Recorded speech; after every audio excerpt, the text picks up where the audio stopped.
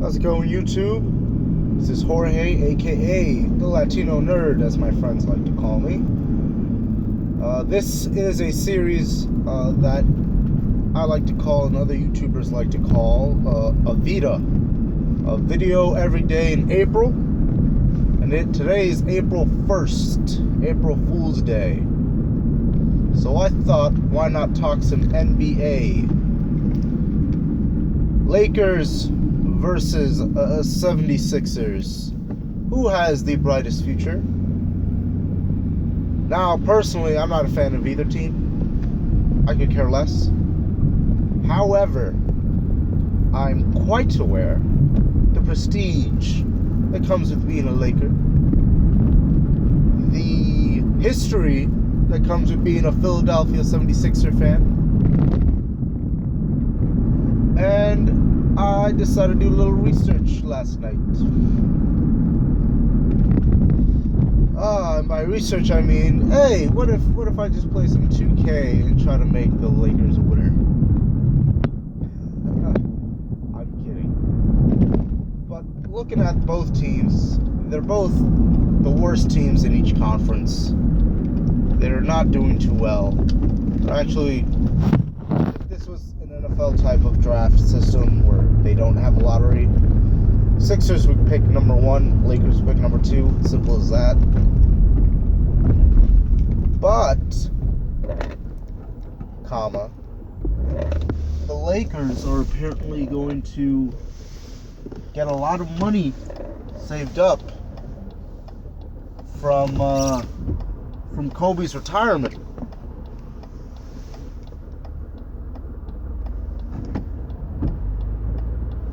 As I just try to get into this lane here, sorry. Yeah, Kobe's gonna retire after this year. One of the worst years in franchise history for the Lakers. And good, he doesn't want. I don't know if it's his body that's giving up on him, but he just gives up on the team because they're not ready to win. That Lakers team right now, it's such a mess. Players don't fit in with the system. Byron Scott doesn't know how to coach young players. The worst part is they don't have a lot of they don't have a lot of first round picks, the Lakers. So they're at an impasse where they can bring in young talent, whereas the Sixers have an abundance of first round picks in which they can go a number of directions. Now, I think personally the Sixers need to fix that backcourt. Get a point guard, get a shooting guard, get players, get young players, young guards to mesh well with either Noel and Okafor, or Embiid and Noel, or Okafor and Noel. Did I say Okafor and Noel already? Oh. But right now the Sixers have 3 centers. They can only keep 2. And Nerlens Noel is technically a power forward, and he's been playing better at center. So it's a tricky situation because you don't know, because Noel Embiid hasn't played a single minute in the NBA. Okafor likes to get fucked up at nightclubs in the city, in the downtown Philadelphia area. And Nerlens Noel is either power forward or center, and 76ers management and staff don't know what to do. So one of those 3 have got to go. Now, what kind of return you could get for them? Maybe a few veterans? Maybe a mid to late first round pick? I don't know. But each of them have huge question marks. Nerlens Noel, not so much, but Okafor and Embiid have huge question marks. Okafor with his character issues, Embiid with his health issues. However, they do have draft picks to build around still. Now, this management in Philadelphia has been saying this is a process. It takes time. They've been tanking for years now, it seems. Ever since their last playoff exit, they decided to start tanking for some reason. And you know what? In the long run, it may end up working. It may end up blowing up in their face. Whatever the case, the Sixers need to do something, because I think in a year or two they have to challenge for a playoff spot for all this to work out. Now, Ben Simmons is projected as a number 1 overall selection in the draft in June. Not June. In the summer. But Ben Simmons is a forward. The Sixers really need a forward. That's the thing. Because all these players coming out, the Sixers need to focus on their needs, and the needs are backcourt help. Whether it's bringing in a veteran, bringing in a young rookie, doing whatever you can to start competing. Because being 9-65 doesn't get you anywhere. It just means you're bringing on whoever you can bring on that can play basketball, and then you're just saying, hey, we got a basketball team, there you go, alright, we technically don't have to win any games. Meanwhile, the Lakers are under the belief that once Kobe Bryant retires, that's when players are going to say, hey, I want to be the next superstar with Kobe Bryant. Now, I'll preface that by saying that Dwight Howard may have caused that thinking.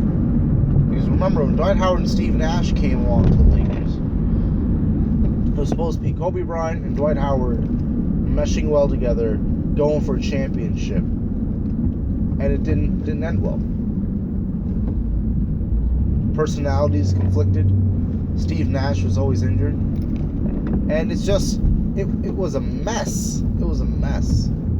So I think that's why Lakers management like Mitch Kupchak, Jim Buss, they're all saying, listen, once Kobe retires, players are going to say, hey, I'm going to be the guy. Why not go in there and become a superstar? But the thing is, the Lakers have been so bad with the roster around Kobe that, is it worth it?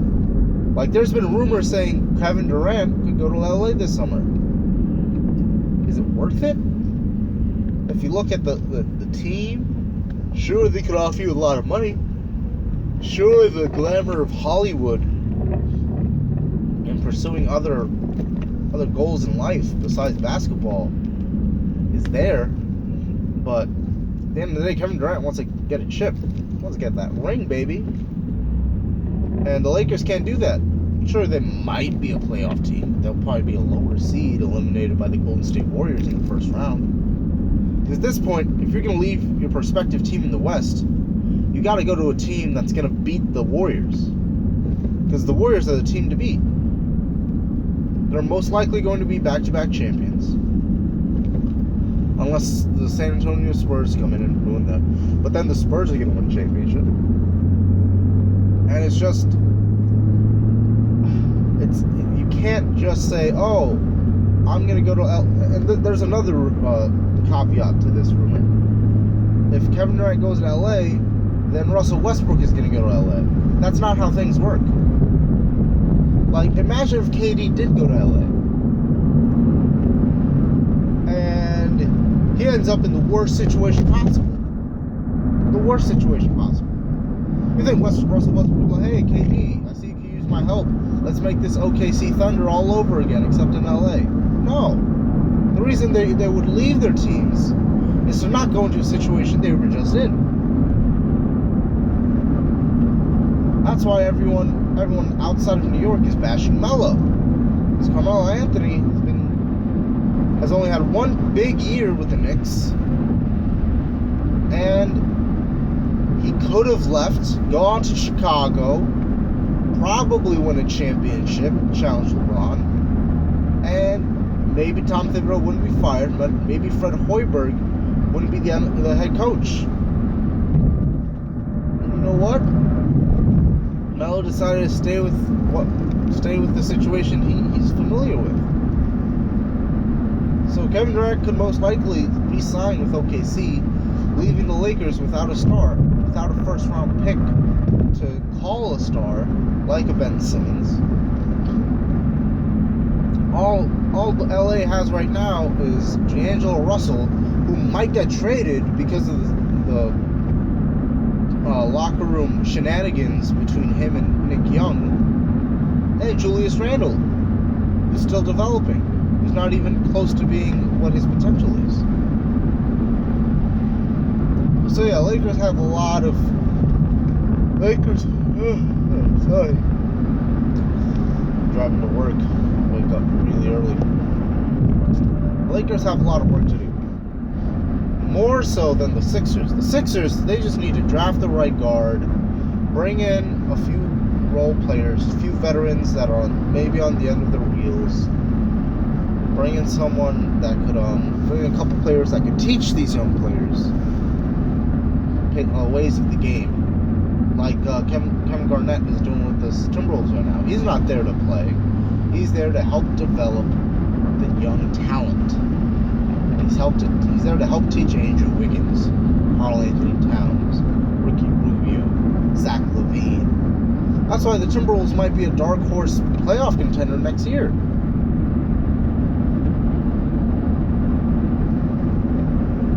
But the Lakers, they have a lot of issues.